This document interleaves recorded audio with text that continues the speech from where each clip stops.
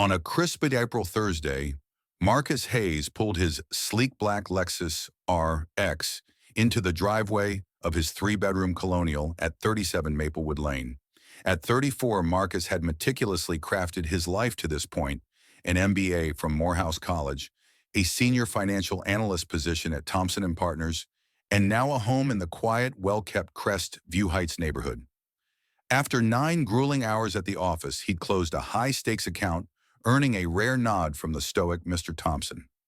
To celebrate, Marcus stopped at upscale Greenleaf Market, splurging on artisanal truffle chocolates, ribeye steaks, and fresh asparagus, 6 bags of indulgence for a night of well-earned solitude.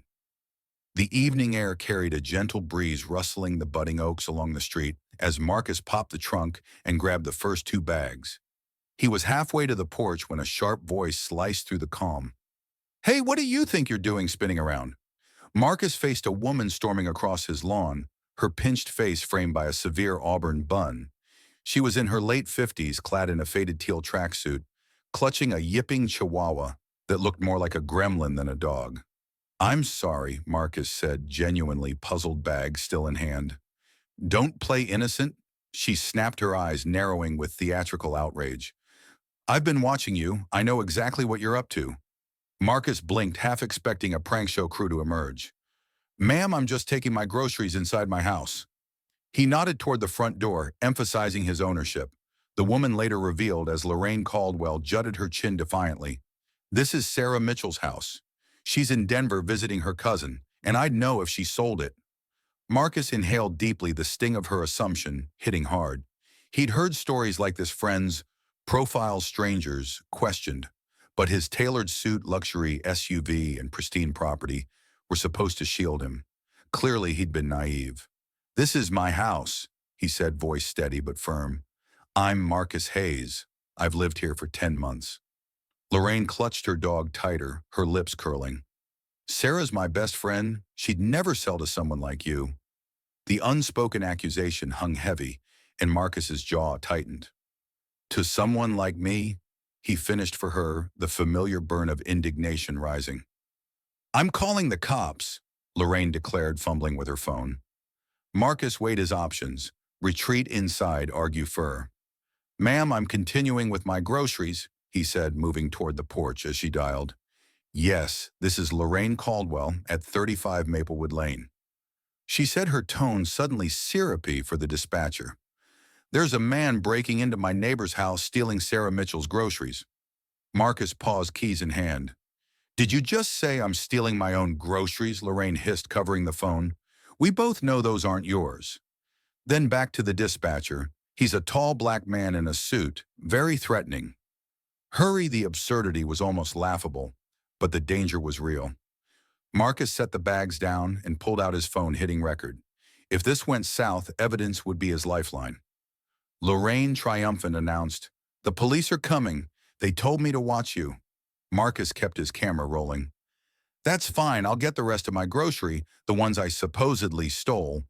Lorraine shrieked, "Don't touch Sarah's things." Her dog gave furiously, as if in agreement. A silver Tesla pulled into the driveway across the street, and a middle-aged couple, Thomas and Ellen Harper, stepped out, eyeing the scene. "Everything okay, Marcus?" Thomas called, his golf attire clashing with the tension. Marcus exhaled, relieved. The Harpers had welcomed him with a bottle of Merlot when he moved in. "Not really," Marcus replied. "She thinks I'm breaking into my own house."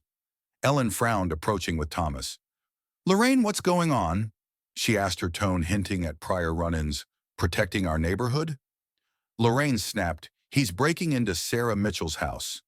Ellen exchanged a glance with Thomas. "Sarah Mitchell lives on Cedar Avenue, not Maplewood. She moved to a condo last year." Lorraine jabbed a finger at Marcus's house. "No, Sarah Mitchell, who lives here." Thomas sighed, as if explaining to a child. "Marcus has lived here for months. Lorraine, you were at the Labor Day barbecue when he came." At that moment, Lorraine's dog squirmed free, darting to the porch and toppling a grocery bag. A pack of rib eyes spilled out, and Lorraine crowed, "See, those are Sarah's favorite steaks. This proves it." Marcus couldn't help but laugh, which only infuriated her. You think this is funny, stealing from hardworking people? What's funny, Marcus said. Phone steady. Is you seeing a black man in a suit with a nice car and deciding he can't live here? So you invented Sarah Mitchell to justify your suspicions? Lorraine gasped, clutching her chest. How do you call me racist? I have black friends. The cliché nearly drew another laugh, but sirens cut through the air, tightening Marcus's stomach.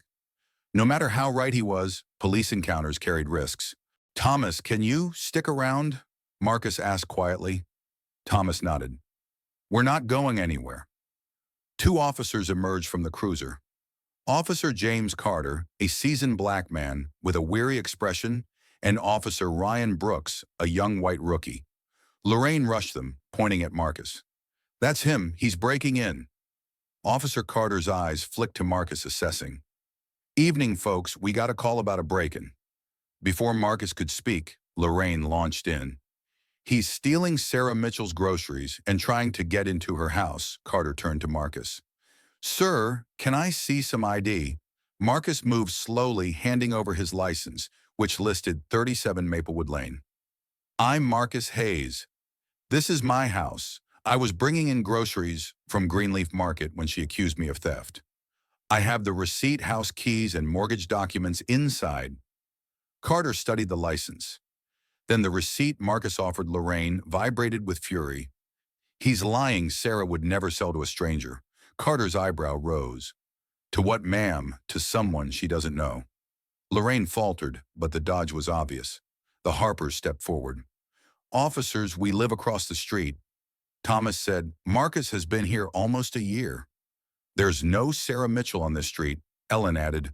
Lorraine's mistaken, Lorraine world. You're all in on it, conspiring against me. Neighbors now dotted their lawns, some filming, others chuckling. Mrs. Alvarez from 2 doors down recorded openly while the Carter teen snickered. Carter sighed. Sir, can we verify your residency inside? Marcus nodded, leading Carter to the door.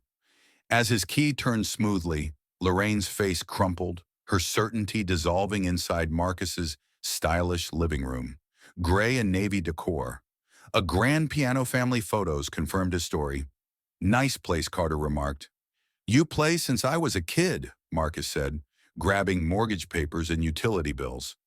Back outside, Lorraine's protest grew shrill, but Officer Brooks was calming her. The crowd had grown, and a teen Liam Carter was picking up Marcus's spilled groceries. Carter addressed Lorraine. Ma'am, there's been a misunderstanding. Mr. Hayes lives here. Lorraine sputtered.